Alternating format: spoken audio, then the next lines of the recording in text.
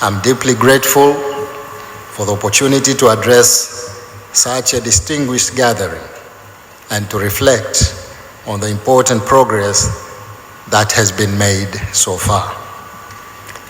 Distinguished delegates, ladies and gentlemen, it has been a great privilege for the government of Tanzania to host this remarkable week, which has been made even more significant by two key back-to-back events: the 8th meeting of Oacps ministers responsible for oceans, inland waters, and fisheries, and the Blue Food Forum organized by FAO and its partners of the Fish for ACP project.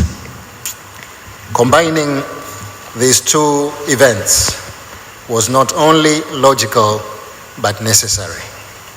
The Oacps and many of its members are key partners of the Fish for ACP project, and it is only by joining forces and aligning our various initiatives, whether political or operational, that we can drive the essential transformation of our aquatic food systems.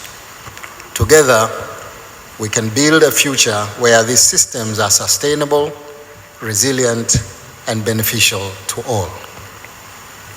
I understand that the Fish for ACP project has done a wonderful job in 12 countries for the past 4 years in strengthening the fisheries and aquaculture value chains in those countries.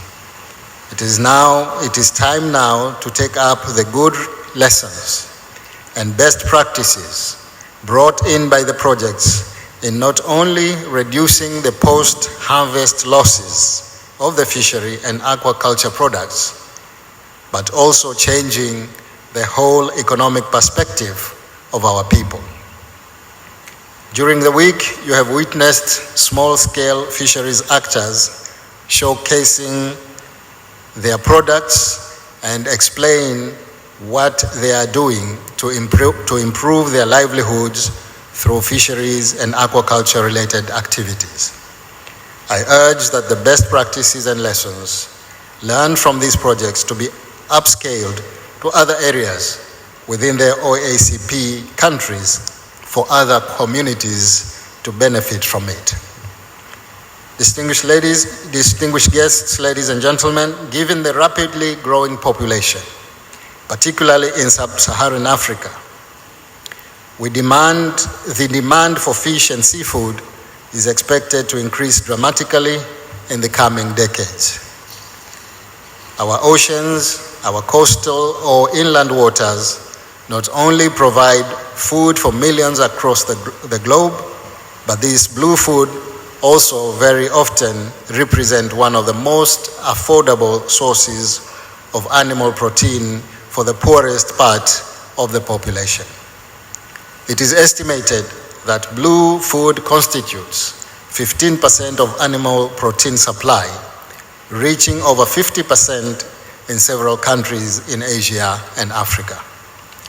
This demand calls for an urgent acceleration in transforming our blue food systems, not only to increase production, but to do so in a way that is sustainable, efficient, and equitable.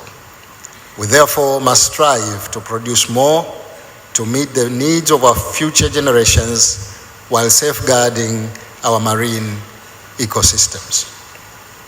Distinguished delegates, ladies and gentlemen, I would like to thank the OACPS and other development partners for joining forces with the government of Tanzania and Zanzibar to show the world that aquatic food system transformation is possible and already ongoing.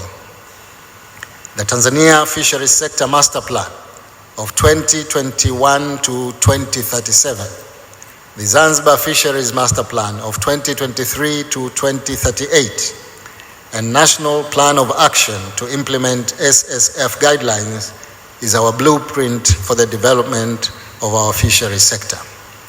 I therefore call upon all our partners, particularly the donor community, to continue supporting the OACPS the OACP member states on their journey towards sustainable food systems. Together, we can ensure that this transformation becomes a reality, benefiting not only our regions, but the world at large. Distinguished delegates, ladies and gentlemen, allow me to conclude my remarks by noting that this meeting of ministers responsible for oceans, inland waters, and fisheries brought in several lessons to our OACP countries. This was highlighted by the achievement of the OACPS Secretariat in improving the small-scale fishery sector of each member states. I would like to congratulate you all for the good work that you have done so far, and I urge you to keep this great work going so that others could learn from OACP.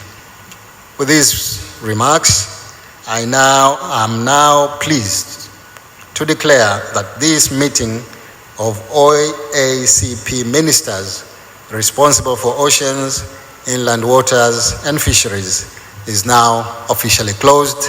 Asanteni sana.